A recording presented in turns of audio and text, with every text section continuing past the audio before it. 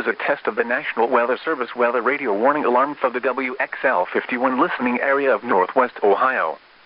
During potentially dangerous weather situations, specially built receivers are automatically activated to warn of impending hazard.